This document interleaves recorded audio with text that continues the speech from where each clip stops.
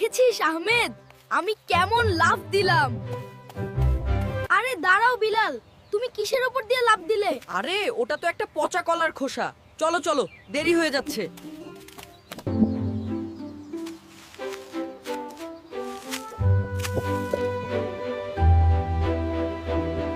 ইস, তুমি ময়লা ধরলে কেন? জামা নষ্ট হবে না ভাই। এই খোসায় পা পিছলে কোনো মুরব্বি বা ছোট বাবু পড়ে গেলে তাদের হাত পা ভেঙে যেতে পারে। মাশাআল্লাহ, আহমেদ একদম ঠিক কাজ করেছে। আসসালামু আলাইকুম দাদু। এটা কি ভালো কাজ? ওয়ালাইকুম আসসালাম। হ্যাঁ দাদু ভাই, নবীজিসা বলেছেন রাস্তা থেকে কষ্টদায়ক বস্তু সরানো এক প্রকার সাদকাহ বা দান। তাহলে আমিও এখন থেকে সাদকা করব। রাস্তায় পাথর দেখলে সরিয়ে দেব।